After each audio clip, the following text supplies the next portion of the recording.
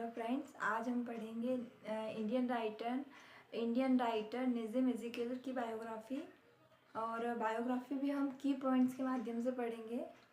तो शुरू करते हैं हम, क्योंकि अभी फ़िलहाल सेट एग्ज़ाम 1 मार्च को सेट एग्ज़ाम है और इंग्लिश लिटरेचर में मतलब सेट एग्ज़ाम के ही लिए मैं अभी तैयारी करवा रही हूँ।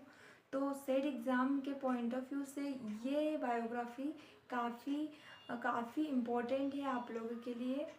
तो आप देखिए, मैं शुरू करती हूँ।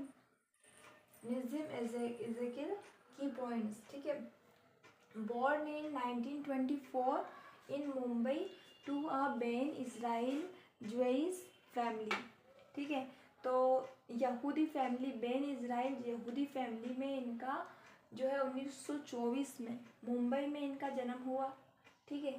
ही studied at Wilson college Mumbai and later Birkbeck college London. पहले इन्होंने कहाँ स्टडी की?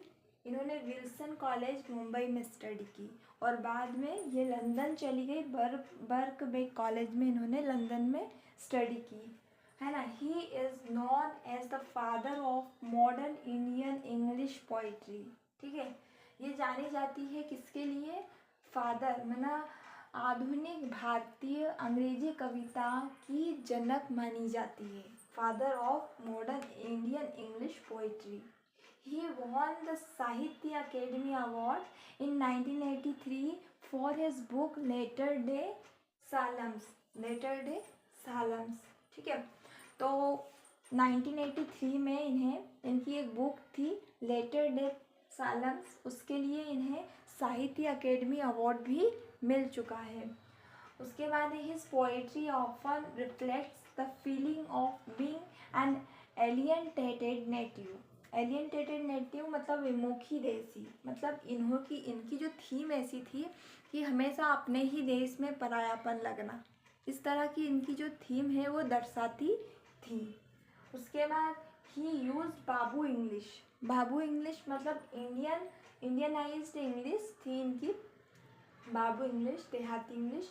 ही to satirize the Indian middle class, इन्होंने हमेशा मध्यम वर्ग को सैटराइज व्यंग करने के लिए बाबू इंग्लिश का प्रयोग किया। He passed away in 2004 in Mumbai after suffering from Alzheimer, ठीक है। इन्हें एक डिसीज़ थी, बीमारी थी अल्जाइमर की, और अल्जाइमर की बीमारी से मतलब सफरिंग करते करते ये 2004 में इन्होंने मुंबई में अपना शरीर छोड़ दिया। उसके बाद इनकी जो मोस्ट इम्पोर्टेंट अगर वर्क की हम बात करें तो वो है अ टाइम टू चेंज, 1952 में आया था। अ टाइम टू चेंज मतलब बदलने का समय, है ना। इनका पहला कलेक्शन था ये हमेशा याद रखना। अ टाइम टू चेंज 1952 इनका पहला कलेक्शन था।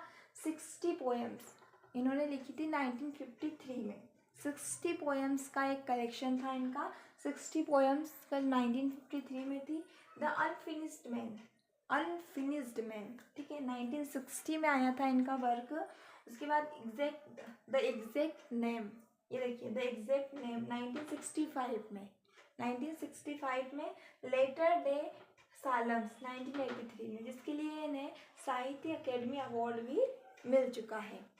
तो मतलब ये जो वर्क है इनके साथ में और कुछ वर्क भी है इनके, जो कि मैं आपको आगे के वीडियो में बताऊंगी।